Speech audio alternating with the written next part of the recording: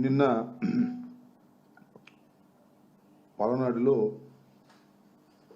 ఒక దురదృష్టకరమైనటువంటి సంఘటన. మాచర నియోజకవర్గం వెలుదుర్తి మండలంలో గుండ్లపాడుకు చెందినటువంటి ఇద్దరు తెలుగుదేశం కార్యకర్తలు, జవిశెట్టి వెంకటేశ్వర్లు, వారి సోదరుడు కోటేశ్వరరావు, ఈ ఇద్దరి కూడా తెలంగాణలో ఒక ఫంక్షన్కు వెళ్ళి వస్తుండగా మార్గ మధ్యంలో స్కార్పియోతో వారిని గుద్దించి అటాక్ చేసి మరణానికి కారణమయ్యారు. ఇది పల్నాడు ప్రాంతంలో, రాష్ట్రంలో ఒక్కసారిగా ఉలిక్కిపడేటటువంటి పరిస్థితికి ఈ దారుణ హత్య ఒక సంచలనాన్ని సృష్టించినటువంటి సంఘటన. దీని మీద వెంటనే పోలీసు వారు వెళ్ళడం, దాన్ని ఇన్వెస్టిగేషన్ ప్రక్రియలో ఆ స్పాట్కి సాక్షాత్తు ఎస్పీ గారు వెళ్ళారు. వెళ్ళి ఎస్పీ గారు అక్కడ ప్రెస్లో కూడా మాట్లాడారు. మాట్లాడినప్పుడు ఆయన చెప్పిన మాటలు మీ అందరూ వినే ఉంటారు, వినకపోతే వినవలసిందిగా కూడా నేను ఈ సందర్భంగా చెప్పదలుచుకున్నాను. ఆయన ఏమన్నాయంటే, ఇద్దరు చనిపోయారు, జవిశెట్టి వెంకటేశ్వర్లు అదేవిధంగా కోటేశ్వరరావు. చంపిన వాళ్ళు కూడా తెలుగుదేశం పార్టీ వారే, చచ్చిన వారు తెలుగుదేశం పార్టీ వారే, చంపిన వారు తెలుగుదేశం పార్టీ వారే. ఆ గ్రామంలో ఉన్న కక్షల కారణంగా వారు చనిపోయారు, దీని మీద ఇన్వెస్టిగేషన్ చేస్తున్నామని చెప్పారు. That is the first reaction from the police. అంతేకాదు, తెలుగుదేశానికి సంబంధించినటువంటి పత్రికలుగా పేరుగాంచినటువంటివి ఆంధ్రజ్యోతి, ఈనాడు, నేను ప్రత్యేకంగా మీకు చెప్పాల్సిన అవసరం లేదు, రాష్ట్ర ప్రజలకు కూడా చెప్పాల్సిన అవసరం లేదు. వాళ్ళు కూడా రాసినటువంటి రాతలు కానీ, వారి టీవీల్లో చెప్పింది కానీ, ఇద్దరు తెలుగుదేశం కార్యకర్తలు దారుణ హత్యకు గురయ్యారు, చంపిన వాళ్ళు కూడా అదే గ్రామానికి చెందిన వారు, ఆధిపత్య పోరు కోసం వారికి సంబంధించిన తెలుగుదేశం వారే చంపారు. వాళ్ళు తోట వెంకటరామయ్య అండ్ తోట గురవయ్య, వీళ్ళిద్దరు బ్రదర్సు. జలిశెట్టి శ్రీనివాసరావు బొబ్బిలంటారు ఆయన. వీళ్ళు ఈ వర్గం వాళ్ళిద్దరిని చంపారు. ఇది ఆధిపత్య పోరు. రేపు జరగబోయేటటువంటి గ్రామ ప్రెసిడెంట్కి సంబంధించిన ఎన్నికల్లో వారి ఆధిపత్యం కోసం వీరిద్దరిని చంపారు అనేటువంటి మాట కూడా వారి పత్రికలే రాశాయి. దీనిలో ఎవరు చెప్పింది కాదు. దానిలో ఈనాడులో రాసింది నేను చదివి వినిపిస్తాను, తెలుగుదేశం పత్రిక కాబట్టి. శనివారం వెల్దుర్తి మండలం బొందిలవీడిలో జవిశెట్టి వెంకటేశ్వర్లు, కోటేశ్వరరావు అన్నదమ్ములు ఇద్దరిని కారులో ఢీకొట్టి హతమార్చారు. జిల్లా వాసులు ఉలిక్కి పడేలా చేసింది. సమస్యాత్మక గ్రామమైన వెల్దుర్తి మండలం గుండ్లపాడుపై ప్రత్యేక దృష్టి పెట్టకపోవడంతోనే హత్య జరిగాయని పోలీసులు వైఫల్యాన్ని పల్నాడు వాసులు ఎత్తి చూపుతున్నారు. పల్నాడు వాసులు ఎత్తి చూపుతున్నారు. ఇది పోలీసుల వైఫల్యం అనేటువంటి మాట చెప్పారు అక్కడ. మళ్ళా పక్కా నిఘా వైఫల్యం. ఈ నెల 21న జిల్లా ఎస్పీ కంచి శ్రీనివాసరావు గుండ్లపాడులో స్వయంగా పల్లెనిద్ర చేశారు. గ్రామంలో శాంతి భద్రతలకు విఘాతం లేకుండా ఉండాలని, ప్రశాంత వాతావరణంలో జీవించాలని హితబోధ చేసిన వర్గ పోరు ఆగలేదు. అంటే దిస్ ఇస్ ద వైఫల్యం, పోలీసుల యొక్క ఇన్ఎఫిషియన్సీ ఉంది అనేది ఈనాడు పత్రికలో రాస్తున్నారు. బహుశా ఎస్పీ గారు వాళ్ళకి నచ్చలేదు అనుకుంటున్నారు, తొందరలోనే ఎస్పీ గారిని ట్రాన్స్ఫర్ చేయాలనుకుంటున్నారో మరి ఏమో నాకు తెలియదు.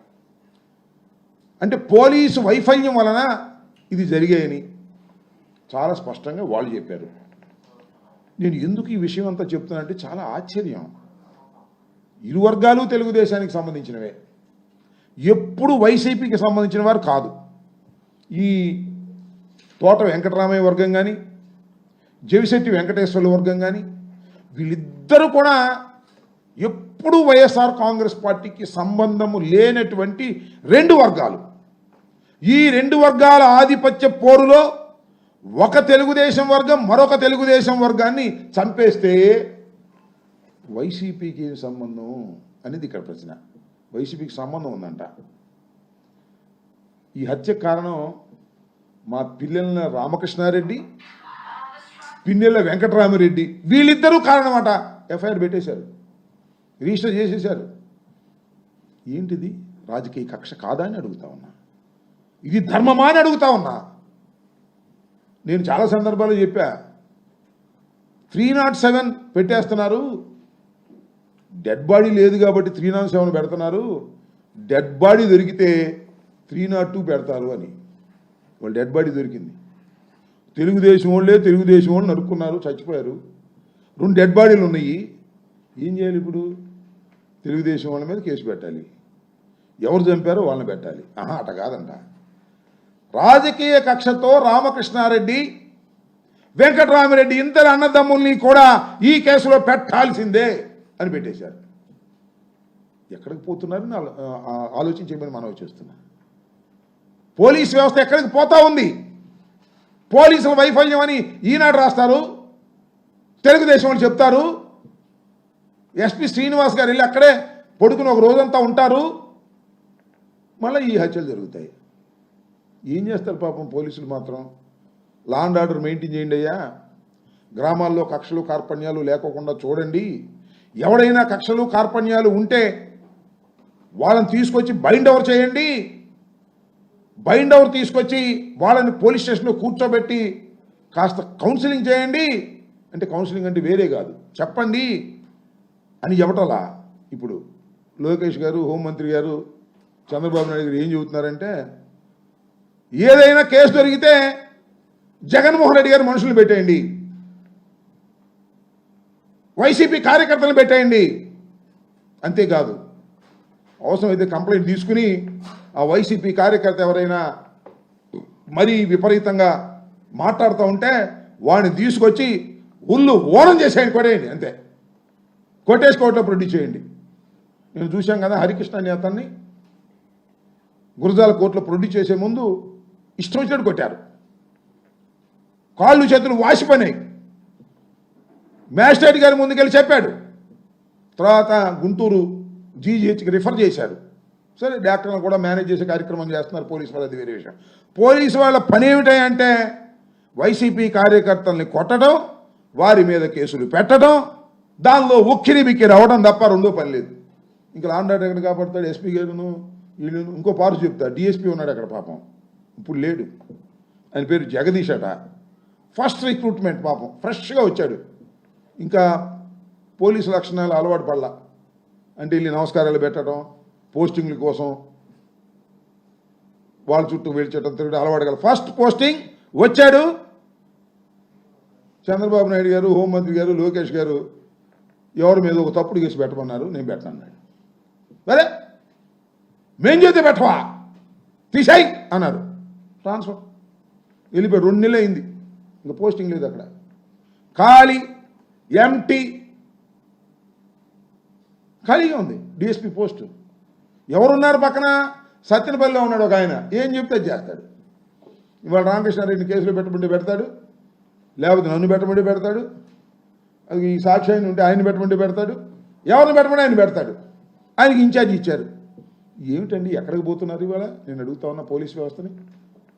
దుర్మార్గం కాకపోతే ఏంటిది? ఇంత దుర్మార్గమైనటువంటి పరిపాలన పోలీసుల్ని పట్టుకొని చేస్తున్నారు. నేను మీకు ఇంకో విషయం చెప్తా, ఆంధ్రజ్యోతిలో కూడా నేను రాశాడు, దేవుని వర్గపోరు, ఒకళ్ళ మీద ఒకళ్ళు ఇది ఇంకొక విషయం కూడా ఇక్కడ చెప్పాలి మీకు. చంద్రయ్య అని అప్పుడప్పుడు తోట చంద్రయ్య అని చంద్రబాబు నాయుడు గారు రంకెలేస్తుంటాడు, చూశారుగా. మొన్న ఈ మధ్యన వాళ్ళ అబ్బాయి కూడా ఉద్యోగం ఇప్పించానని తోట చంద్రయ్యని జై జగన్ అనమంటే అనలేదు, జై చంద్రబాబు అన్నాడు, అందుకని చంపేశారు, గొంతు కోసి పారేశారు అన్నాడు. ఇదే గ్రామం ఆ తోట చంద్రయ్యది కూడా. తోట చంద్రయ్య మనుషులు వీళ్ళందరూ కూడా అటు ఇటు. ఏం చేసేవయ్యా నువ్వు? నాకు అర్థం కాలేదు. చంద్రబాబు నాయుడు నీ అధికారం కొంచెం సంవత్సరం అయింది కదా, ఈ గ్రామంలో ఫ్యాక్షన్ ఆపగలిగావా? ఈ గ్రామంలో 2 దారుణ హత్యను ఆపగలిగావా? ఆపలేదు. నీ గొడవ నీదే, ఏ కాడకి. నేను ఇంకొక విషయాన్ని కూడా చెప్తా. అక్కడ మర్డర్ జరిగింది కదా, ఆ రోడ్డు మీద వెళ్తూ ఉంటే పాపం వాళ్ళు స్కూటర్ల మీద వస్తుంటే దాన్ని ఢీ కొట్టారు, ఎగిసి అవతల పడారంట పాపం ఇద్దరును. తెలుగుదేశం కార్యకర్తలు. గుద్దించి ఎవరిది? తెలుగుదేశం వాళ్ళదే. ఇదిగో పోలీసులు పట్టుకున్నారు అక్కడే. నేను ప్రత్యేకంగా చెప్పాల్సిన అవసరం. పోలీసులు వెళ్ళి స్పాట్లో చూశారు. దాని మీద ఏముందో చూసారా? జేబీఆర్. జేబీఆర్ అంటే ఏంటనుకున్నారు? పిన్నెల రామకృష్ణారెడ్డి అంట. జోలకంటి బ్రహ్మారెడ్డి కాదంట. జేబీఆర్ అంటే జోలకంటి బ్రహ్మారెడ్డి కాదట. జేబీఆర్ అంటే పిన్నెల రామకృష్ణారెడ్డి అంట. పోలీసులు చెప్తున్నారు. ఏమయ్యా జేబీఆర్ అని? మరి ముందేమో ఉందేమో జేఈ చంద్రబాబు అని నేను చూడలేదు, కానీ ఇది పత్రికల్లో వచ్చింది, వాట్సాప్లో వచ్చింది. జేబీఆర్ జోలకంటి బ్రహ్మారెడ్డి అని తన అనుచరులు ఇది వేసుకెళ్ళి గుద్ది ఇద్దరిని చంపి దీన్ని వదిలి పారిపోయిస్తే పిన్నెల రామకృష్ణారెడ్డిని వాళ్ళ సోదరుని పెడతారండి. ఏందండి ఇది? నాకు అర్థం కాల. ఎక్కడికి పోతున్నారు అంటున్నా పోలీసు వాళ్ళు. చంద్రబాబు అసలు మీకు మైండ్ ఉందా లేదా అంటున్నా. డెడ్ బాడీ దొరికితే ఎవరిని పెడితే అని పెట్టేస్తావా? మీలో మీరు కొట్టుకున్నారు. మొన్న ఎక్కడండి ప్రకాశం జిల్లాలో వీరయ్య చౌదరి అంట, వాళ్ళు కొట్టుకున్నారు. సందు దొరకలా, సందుకి ఏమన్నా పెట్టేసేవాడు. ఆ వీరయ్య చౌదరి పాపం చంద్రబాబు గారికి లోకేష్ గారికి బాగా సన్నిహితుడట. ఆయన చంపేశారు పాపం దారుణంగా. పోలీస్ వైఫల్యం ఎంత ఉందో చూడమని చెప్తున్నా. దారుణ హత్య అది. డైరెక్ట్గా తెలుగుదేశం పార్టీకి చెందినటువంటి వ్యక్తిని ఇంకో తెలుగుదేశం పార్టీ వెళ్ళి చంపేశారు. అసలు మా వాళ్ళు వెళ్ళి భయపడి చచ్చిపోతున్నాం మేము. వాళ్ళ మా కార్యకర్తలందరూ కూడా ఏముండి లోపలేస్తారండి, మేము చంపుతామా అంత ధైర్యం ఉందా? ఏంటి law and order utter failure అవుతుంది రాష్ట్రంలో. డెడ్ బాడీ దొరకంగానే ఎవడొకడు పెట్టేయటం వైఎస్ఆర్ కాంగ్రెస్ పార్టీ వాళ్ళు అనేటువంటి ఉద్దేశంతో ఇవాళ చంద్రబాబు నాయుడు గారి ప్రభుత్వం పనిచేయటం చాలా దురదృష్టకరమని ఈ సందర్భంగా నేను చెప్పదలుచుకున్నాను. ఈ జేబీఆర్ని జోలకంటి బ్రహ్మారెడ్డి గారి బ్రాండ్ వేసుకొని జై తెలుగుదేశం అని వెళ్ళినటువంటి కార్యకర్తలు చంపితే వైఎస్ఆర్ కాంగ్రెస్ పార్టీ మీద పెట్టి కక్ష తీర్చుకోవాలనే ప్రయత్నం మీరు చేస్తున్నారు. ఇది సమంజసం కాదని కూడా ఈ సందర్భంగా నేను మనవి చేస్తున్నా. పాపం ఎస్పీ గారికి కూడా పొద్దున్నే 2-3 సార్లు ఫోన్ చేశా. ఆయన పాపం ఫోన్ ఎత్తట్లా. ఫోన్ ఎత్తే మళ్ళీ ఆయనకి ప్రమాదం, ఎందుకు ట్రాన్స్ఫర్ అయిపోతాడా ఆ జగదీష్ అనే డిఎస్పీ లాగా. ఇప్పుడు కూడా నాకు అనుమానమే, ఎందుకంటే అతను కొద్దిగా మంచోడని చెప్పండి, నాకు కూడా ఇబ్బందిగా ఉంది. మంచోడని చెప్తే ట్రాన్స్ఫర్ చేసేస్తారేమోనని. కొద్దిగా ఎస్పీ కొద్దిగా రీజనబుల్గా ఉంటాడు, కానీ అతని చేతిలో ఏముంది పాపం? ఏమీ లేదు. ఎస్పీల చేతిలో ఏమీ లేదు. పైనుంచి మానిటర్ చేసేటటువంటి పరిస్థితి. ఆయన ఎస్పీ ఫెయిల్యూర్ వల్ల ఇదంతా జరిగింది అనేటువంటి దాన్ని ఎక్స్పోజ్ చేయడానికి ఈనాడు ప్రయత్నం చేస్తుందంటే తొందరలోనే సార్కి లూప్ లైన్లో పంపుతారేమో నాకు అనుమానంగా ఉంది. ఇలాంటి దుర్మార్గమైనటువంటి రాజకీయాలు చేసి హత్య కేసులు అన్నెసరిగా, ఎంత దుర్మార్గం అండి. ఒక హత్య కేసులో ఇన్నోసెంట్గా ఉన్నటువంటి వ్యక్తుల్ని మీరు ముద్దాయిలుగా చూపిస్తే ఆ పాపం ఊరికి నేను పోతుందా నేను అడుగుతా ఉన్నా. ఏదో చిన్న కేసులు పెట్టారంటే అది వేరే విషయం. మర్డర్ కేసులో ఒక మనిషిని నిండుగా ప్రాణాలు తీసినటువంటి కేసులో సంబంధం లేనటువంటి పిన్నెల రామకృష్ణారెడ్డి గారిని, వారి బంధువుని, వారి తమ్ముడిని, మీ కోపం ఉంటే వేరేగా చూసుకోండి, రేపు వాడగొట్టండి మరొకసారి దమ్ముంటే. ఈ రకంగా మీరు మర్డర్ కేసులో డెడ్ బాడీ దొరకంగానే ఆ ముద్దాయిలతో పాటు వీరిని కూడా పెట్టేటటువంటి కార్యక్రమం మీరు చేస్తున్నారంటే ఇది చాలా దుర్మార్గం. ప్రజాస్వామ్యంలో ఇది సరైనటువంటి విధానం కాదు. అసలు లా అండ్ ఆర్డర్ ఉందా లేదా? ఇక పోలీసులు న్యాయం చేస్తారా చెయ్యరా? ఇక న్యాయస్థానాలకు వెళ్ళి న్యాయం చెందవలసిందేనా? పోలీసులు కేసులు రిజిస్టర్ చెయ్యరా? వైఎస్ఆర్ కాంగ్రెస్ పార్టీ వారికి ఏదైనా జరిగితే తీసుకెళ్ళి కేసు ఇస్తే దాన్ని రిజిస్టర్ చేసే ప్రశ్నే లేదు. నేను మొన్న 5వ తారీఖున 2 కేసులు ఇచ్చా, ఇంతవరకు రిజిస్టర్ చేయలే. సరే దాని సంగతి తర్వాత చెప్తా. ఆ రిజిస్టర్ చేయకపోతే ఏం చేయాలో నాకు తెలుసు. ఒక రోజు వెళ్తాం, నిరసన తెలియజేస్తాం న్యాయవాదులు అందరం. ఆ తర్వాత మళ్ళీ హైకోర్టుకు వెళ్ళి రిట్ ఆఫ్ మాండమస్ వేస్తాం అనుకోండి. పోలీసులు నిర్వీర్యమైపోతున్నారు. పోలీసులు తెలుగుదేశానికి జేబు సంస్థగా తయారవుతుంది. దీనివల్ల అరాచకం వస్తుంది, తిరుగుబాటు వస్తుంది. ప్రజలు కూడా ఇంక పోలీసులు మనం రక్షించలే, మనమే రక్షించుకోవాలనేటువంటి భావన వచ్చినప్పుడు ఫ్యాక్షన్స్ పెరుగుతాయి, తగాదాలు పెరుగుతాయి, హత్యలు పెరుగుతాయి, రైటింగ్స్ పెరుగుతాయి, అటెంప్ట్ మర్డర్లు పెరుగుతాయి. పోలీసులు ఏదో సహాయం చేస్తారంటే కాము కూర్చుండే, కానీ పోలీసులు కూడా సహాయం చేయాలంటే మనమే కత్తి కర్ర పిచ్చుకు ఎలా చొచ్చిద్దామని అనేటువంటి భావన కలిగే విధంగా వాళ్ళు చేస్తున్నారు. దీన్ని వైఎస్ఆర్ కాంగ్రెస్ పార్టీ తరఫున మేము తీవ్రంగా ఖండిస్తున్నాం. ఫస్ట్ రియాక్షన్లో తెలుగుదేశం పార్టీకి చెందినటువంటి పత్రికలు కూడా ఏ విధంగా చెప్పాయో నేను మీకు చెప్పాను. ఆ విధంగా చేసి ఇవాళ ఈ విధంగా చేస్తున్నారు. ఫస్ట్ రియాక్షన్ కూడా ఎస్పీ గారిది మీరు చూడండి. ఇరు పార్టీలు వైఎస్ఆర్ పార్టీకి సంబంధం లేవని, తెలుగుదేశం వారే అటు ఇటు చంపుకున్నారని చెప్పిన తర్వాత ఇవాళ రాత్రంతా ఆలోచించారు, మదనపడ్డారు. ఆలోచించి పైనుంచి కింద దాకా రామకృష్ణారెడ్డి అదేగే వాళ్ళ తమ్ముడు వెంకటరామరెడ్డి వీళ్ళిద్దరిని దీనిలో ఇరికిస్తే మళ్ళా 2-3 నెలలు 4 నెలలు 5 నెలలు జైల్లో ఉంచవచ్చు అనేటువంటి కక్షపూరితమైనటువంటి పద్ధతుల్లో ప్రయత్నం చేయటం చాలా దురదృష్టకరమని ఈ సందర్భంగా నేను చెప్పదలుచుకున్నాను.